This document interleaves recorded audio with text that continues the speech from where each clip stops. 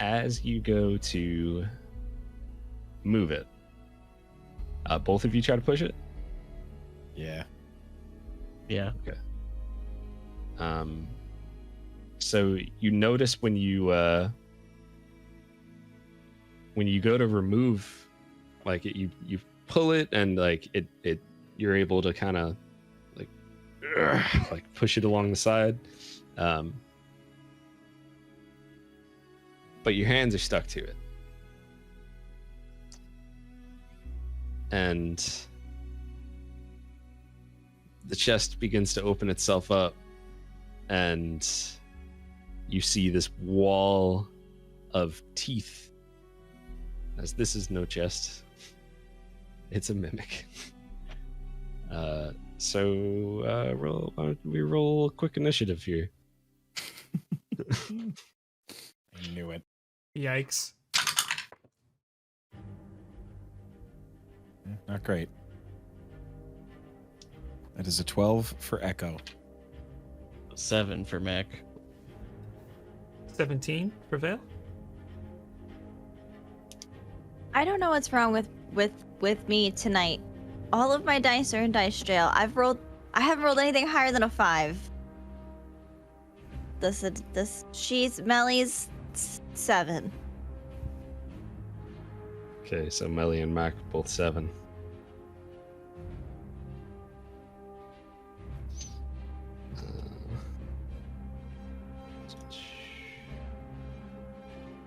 And we have 13 for Mimic.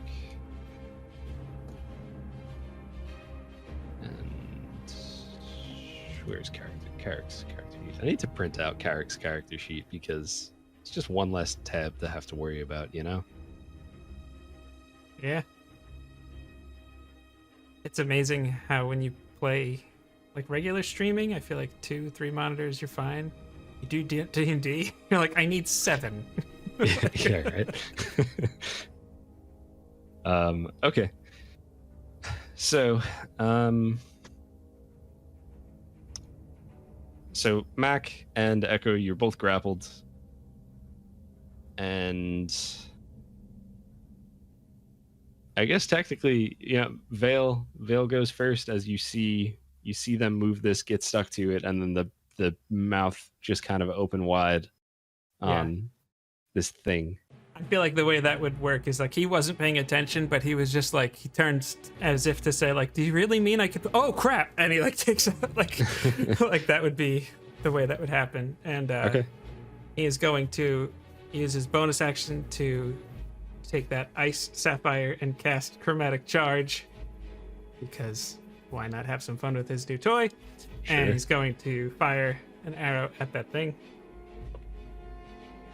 for a 16. That's a hit.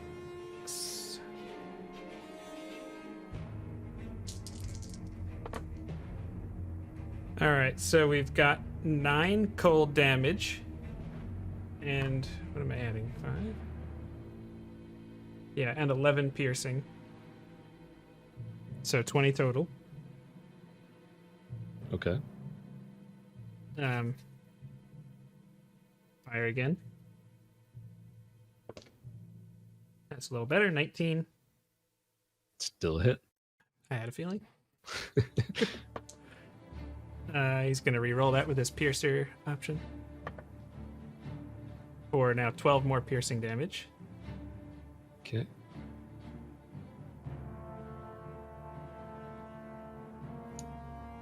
All right. You see cracks begin to form along the side of the wood. I think he's just going to action surge and attack again. That's a 29 to hit. Okay. Another 12 piercing. And second attack. 23 to hit. That's a hit. Minimum damage, so 6 piercing. Okay. All magical, if that mattered. All right. It's just like... Perfect. Yeah, you see like like wood chips kind of like falling off of it, and it's not looking good, but it is still alive. And he starts to like Or- run towards it, but I imagine he's probably too far away to get in melee. Yeah, a little too far away. But he's heading there. All right. That will bring us to the chest, which, while it is grappled with two of you, it does have advantage on attack rolls. So, Evan, even or odd? Even. Because it's almost my name. Okay. Well, it's going to That's attempt great. to bite you. Cool. That is going to be a 25 to hit. Just hits. Just hits. Okay. All right. Only a 24. And that will be 7 piercing damage and 3 acid damage, as it kind of like it like you're a little like stuck on there, and it tries to clamp down on you, and I feel like it doesn't really crush you with the teeth so much as it kind of like, you get scraped a little bit, and just some spit comes out on you and does that acid damage. And next is it's Evan's turn. Okay. I forget. Being grappled, I also have disadvantage on attack rolls, right? Or is that incorrect? That might be incorrect. Let's see. It's only speed to 0. Oh, okay. and, like So you're stuck weird. there basically. It's such a weird So I mechanic. think in that couple of seconds, Echo's just going to go, "Excuse me," and try to hit it back. All right. Yeah. Do you think? Oh, 19. That's a hit. This is just going to be his fists, a unarmed attack, because Mhm. he would not have had his staff out while trying to get this chest moved. But it will be. It's +5, right? God, it's been so long since we had combat. And by that I mean it hasn't. Okay, so that's 9 magical bludgeoning damage, and as part of my crusher feat, I would like to push the creature 5 feet away. Sure. Yeah. So I mean, you kind of you punch it, and just wood and teeth and metal kind of break apart and just fly around, and the tongue just kind of goes flying 5 feet away as it's dead. You killed it. Okay, cool. Yeah, it's just a little guy. You guys are strong. So, excuse me, punch. What in the hells was that? I guess I should have gone with my gut and told you to whack it with your staff. That thing would have eaten my staff. Vale walks over to see if any of his arrows are retrievable. And you hear echoing through the chamber, "Why don't you hit him with your knife?" Because your staff is like 10 feet long. He will continue to bicker while Vela does his thing. Did anyone point out the pressure plate to Vale? Uh-oh. No. Yes, I'm so excited. What happens? I I probably would have said yes, but because of the fact You're that you just talking. said that we were bickering a little bit, Yeah. I feel like my No. focus would not be the fact that there was and especially because Echo had seen it and we hadn't had to talk about it. Like, I just, in my head, it's kind of like, Oh yeah. everyone knows there's a pressure plate there. All right. So Vale, first off, roll a d4. Okay. 3.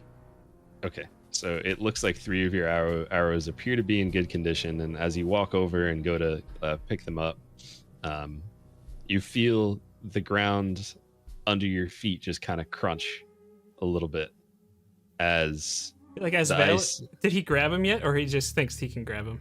Those arrows. I mean, he thinks he could grab him, Okay. but it's just kind of like as you move into that space and step, you hear like the ice begin to crack a little bit, and you feel another tremor.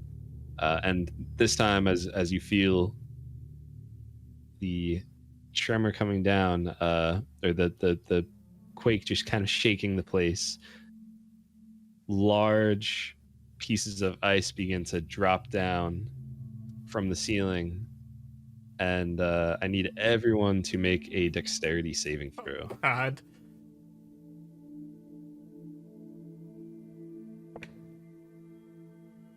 I got a 15. Does Isla have to as well? I think she's all right. Okay. 17. No, sorry, 16 for Echo. Got an 11. Melly. Ellie got a 10. Okay. So everyone except for Melly and Mac pass. And so Melly and Mac, you take 2 bludgeoning damage as a piece of ice drops down on you and it kind of just lightly hits you and breaks apart. I guess the ice had been melting for so long that there wasn't much substance to it when it actually hit you. Echo and everyone else take 1 point of bludgeoning damage. I take 0 damage because it was a dexterity saving throw. And I take 1 because it was a dexterity saving throw. I get to have it. All that man. damage I just avoided. It's fun to explain things like that and then roll incredibly poorly. Yep. Val was about to say, "Oh, Echo, you broke one of my arrows," but as he did, that's when the whole thing, he was like just about to say it. He's like, I feel like just a shard of ice just barely like nicks his cheek or something like that for like 1 point of damage. Pretty He's much. just like, He says Echo, and Echo starts to turn and sees Vale on the pressure plate and goes, "Oh no!" yep, exactly. The hand kind of goes out uselessly, like, and that's As it actually does, what gets hit by the piece of ice. Yep. Oh man, excellent. And also the other thing that happens is the ice actually breaks beneath your foot, and Vale's shoe gets wet. His socks are like soaked. Oh, That is the worst fate that can befall anyone. Wet socks are the worst. Oh my god. Oh man. Vale is just like, ah. Just turns and looks at everybody. Now my socks are wet. Melly's standing like 10 feet away, just like holding the staff. Hasn't moved from her one spot when like the mimics started attacking. Just watched everything like a TV show. Are you okay? Oh, yes, I'm fine. Are you all right? Yeah. He like casts Mage Hand and picks up the tongue of the mimic. Ugh. Ugh, what was that thing? I don't know, but luckily I have a brand new anxiety to worry about, so... Great. And put it on your tab.